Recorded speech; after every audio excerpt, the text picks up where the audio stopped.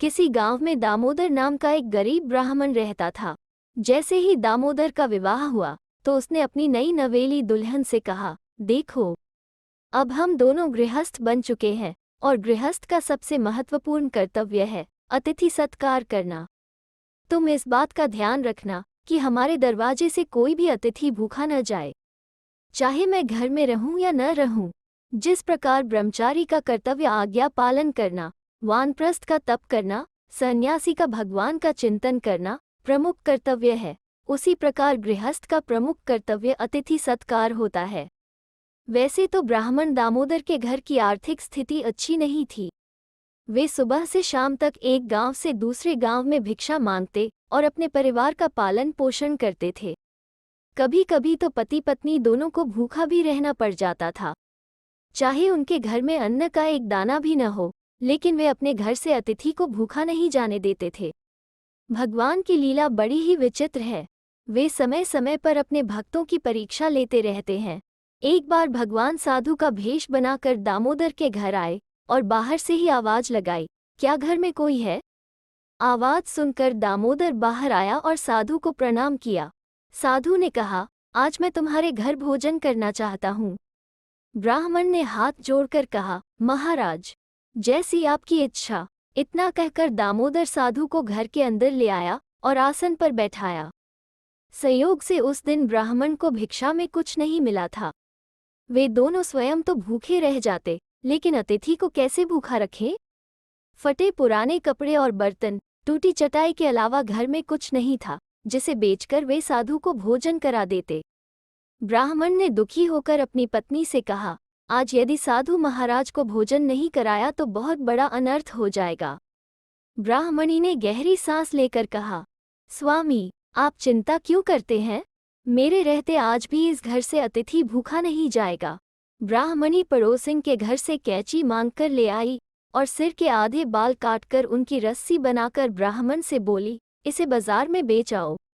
ब्राह्मण बालों की बनी रस्सी को बाजार में बेचकर उन पैसों से दाल चावल ले आया। ब्राह्मणी ने दाल चावल बनाकर साधु महाराज को केले के पत्ते पर परोस दिए। साधु ने पेट भर कर खाए। उन्होंने एक दाना भी नहीं छोड़ा। ब्राह्मण और उसकी पत्नी दोनों ही भूखे रह गए। इसके बाद साधु भोजन करके दोपहर में वहीं पर सो गया। शाम होने पर बोला, दामोदर, चावल और दाल ही बना लेना और कुछ बनाने की जरूरत नहीं है। ब्राह्मणी ने अपने सिर के बचे हुए बाल भी काट लिए और उनकी रस्सी बनाकर ब्राह्मण को बेचने के लिए दे दी। ब्राह्मण फिर बाजार से दाल चावल ले आया और उन्हें बनाकर साधु को भोजन करा दिया। साधु ने सारे दाल चावल समाप्त कर दिए। ब्राह्मण और उसकी पत्नी रात को भी भूखे रह गए। इसके बाद साधु बोले, दामोदर, हम रात में कहाँ जाएं? हमारा तो कोई घर नहीं है, हम यहीं पर सो जाएंगे।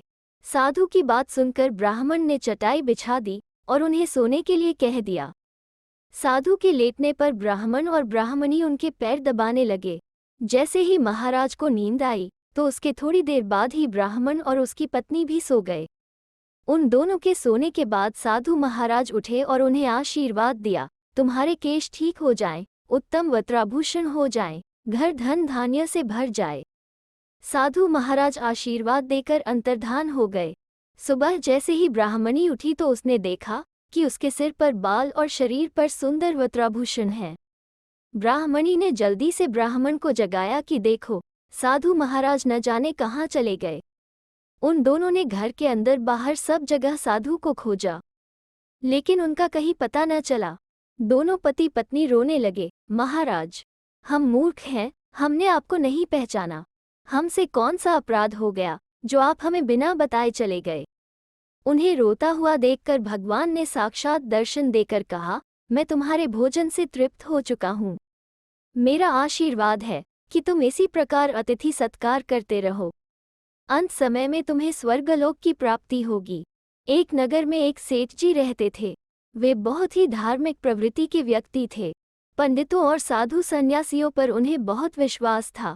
एक बार उनके घर एक बहुत बड़े पंडित जी पधारे। सेठ ने पंडित जी का उचित आदर सत्कार करने के बाद अपने लाभ की कोई बात बताने के लिए कहा। पंडित जी बोले, देखो सेठ जी, बात तो मैं तुम्हें ऐसी बताऊंगा कि जो जीवन में तुम्हारे बहुत काम आएगी। लेकिन मेरी शर्त है कि एक बात बताने के 100 रुपये लूंगा। सेठ जी के पास धन दौलत की कमी नहीं थी, इसलिए पंडित जी की बात खुशी से मान ली। पंडित जी ने सेठ को पहली बात बताते हुए कहा, यदि छोटा आदमी बड़ा हो जाए तो उसे बड़ा ही समझना चाहिए, छोटा नहीं। सेठ ने एक बात के पंडित जी को 100 रुपये दे दिए और बोले, कुछ और बताएं। पंडित जी बोले, दूसरों के दोषों को कभी प्रकट नहीं करना चाहिए। जो काम नौकर से हो जाए उसको करने में समय नहीं लगाना चाहिए, और जहां एक बार मन फट जाए वहां नहीं रहना चाहिए। इस प्रकार पंडित जी की चारों बातें सेठ ने अच्छी तरह याद कर ली और उन्हें घर दुकान में लिखवा दिया। इस प्रकार 4 बातें पूछने के 400 रुपये देकर पंडित जी को विदा कर दिया। समय की गति को कोई नहीं जानता। धीरे धीरे सेठ को व्यापार में घाटा होने लगा। विवश होकर सेठ ने अपना शहर छोड़ दिया और मुनीम के साथ दूसरे शहर को चल दिए। जब शहर नजदीक आ गया तो सेठ ने मुनीम को खाने पीने का सामान लाने के लिए भेज दिया। संयोग से उस शहर के राजा की मृत्यु हो चुकी थी और उसकी कोई संतान भी नहीं थी।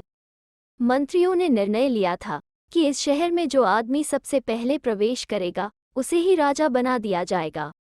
मुनीम ने जैसे ही शहर के द्वार में प्रवेश किया तो लोगों ने उसे खुशी से हाथी पर बैठा दिया और नाचते गाते उसे राज सिंहासन पर आसीन कर दिया। बहुत देर के बाद भी जब मुनीम नहीं लौटा तो सेठ उसे खोजने निकल पड़ा। शहर में पहुंचने पर उसे पता चला कि मुनीम तो इस शहर का राजा बन गया है। सेठ मुनीम से मिलने के लिए राजमहल चला गया। तभी सेठ को पंडित की पहली बात याद आ गई, यदि छोटा आदमी बड़ा बन जाए तो उसे बड़ा ही समझना चाहिए, छोटा नहीं। इसलिए सेठ ने मुनीम बने राजा को हाथ जोड़कर प्रणाम किया।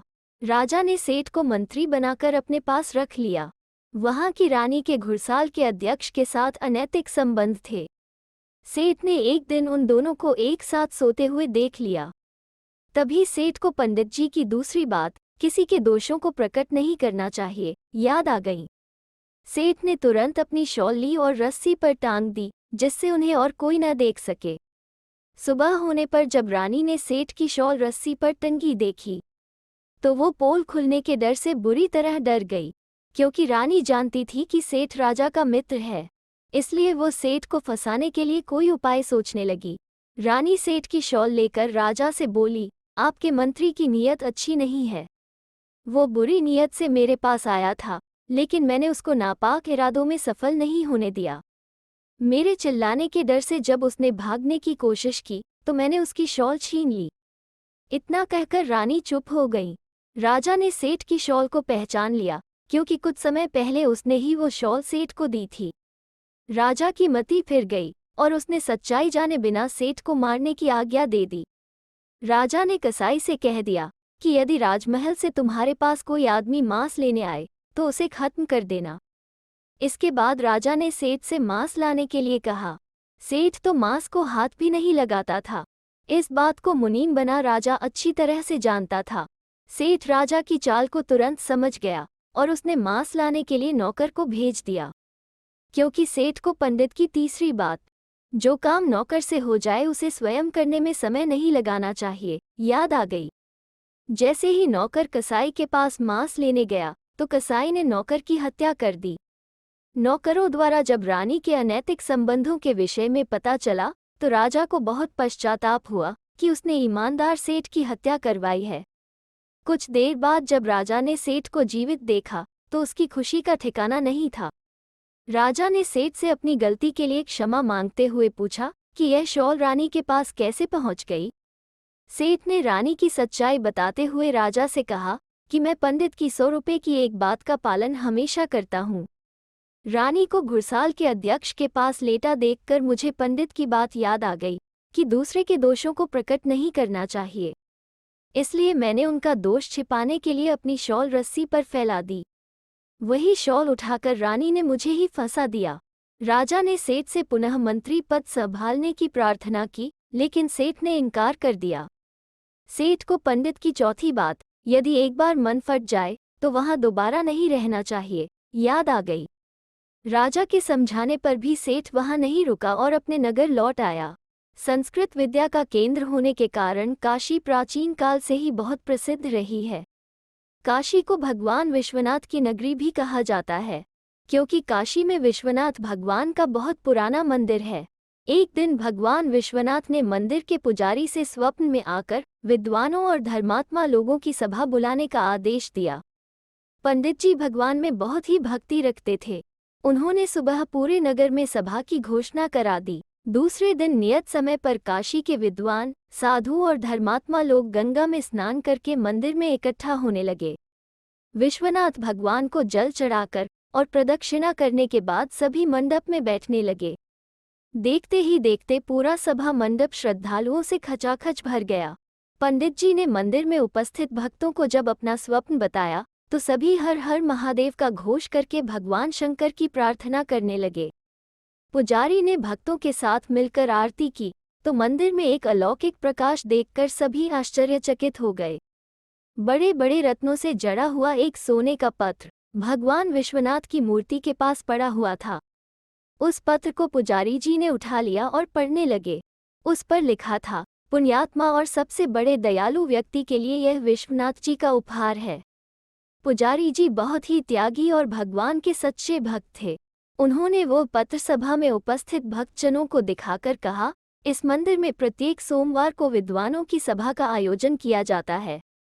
जो अपने आप को सबसे बड़ा दयालु और पुण्यात्मा सिद्ध कर देगा, उसी को ये स्वर्ण पत्र उपहार के रूप में दे दिया जाएगा। स्वर्ण पत्र का ये समाचार शीघ्र ही पूरे देश में फैल गया। बड़े बड़े त्यागी, तपस्वी, व्रत धारण करने वाले, दानी लोग काशी में जमा होने लगे ताकि उस स्वर्ण पत्र को प्राप्त कर सके।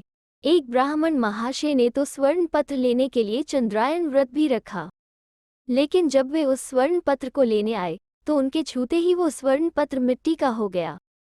शर्मिंदा होकर उन ब्राह्मण महाशय ने पत्र को फिर से पुजारी जी के हाथ में दे दिया। पुजारी के हाथ में आते ही पत्र पर लगे हीरे फिर से चमकने लगे। एक सज्जन ऐसे भी थे जिन्होंने अनेक स्कूल, सेवाश्रम, धर्मशाला आदि का निर्माण कराया था। दान करने के कारण उनकी तिजोरी लगभग खाली हो चुकी थी। बहुत सी संस्थाओं में दान देने के कारण उनका नाम प्रायः अखबारों में भी छपता रहता था, लेकिन उन्होंने भी जब स्वर्ण पत्र को छुआ तो वो फिर मिट्टी का हो गया। पुजारी जी उन सज्जन से बोले, आप पद, मान, यश के लालच से दान करते हैं। किसी भी इच्छा से किए गए दान को सच्चा दान नहीं कहते। स्वर्ण पत्र को लेने की इच्छा से बहुत से लोगों ने उस स्वर्ण पत्र को छुआ, किंतु वो सबके हाथ में जाने पर मिट्टी का हो जाता था। इसलिए उस स्वर्ण पत्र को कोई भी प्राप्त नहीं कर सका। बहुत से लोग तो स्वर्ण पत्र को पाने के लालच में विश्वनाथ के मंदिर के सामने ही दान करते थे, लेकिन कोई भी उस स्वर्ण पत्र को प्राप्त नहीं कर सका। इसी प्रकार कई महीने बीत गए। एक दिन एक बूढ़ा किसान विश्वनाथ भगवान के दर्शन के लिए आया। किसान बहुत गरीब था, उसके कपड़े फटे हुए थे। उसके पास एक कपड़े में सत्तू बंधा हुआ था और कंधे पर फटा हुआ कंबल था। कुछ धनी लोग मंदिर के बाहर कपड़े और मिठाइयाँ बांट रहे थे। वहीं पर एक कोढ़ी पड़ा कराह रहा था। उसके घावों से खून बह रहा था। वो दर्द के मारे उठ भी नहीं पा रहा था। प्रसाद देना तो दूर, किसी ने उसकी तरफ देखा भी नहीं। उस कोढ़ी को देखकर किसान को दया आ गई। किसान ने कोढ़ी को खाने के लिए सत्तू दिया और अपना कंबल ओढ़ा दिया। इसके बाद वो किसान मंदिर में भगवान के दर्शन करने चला गया।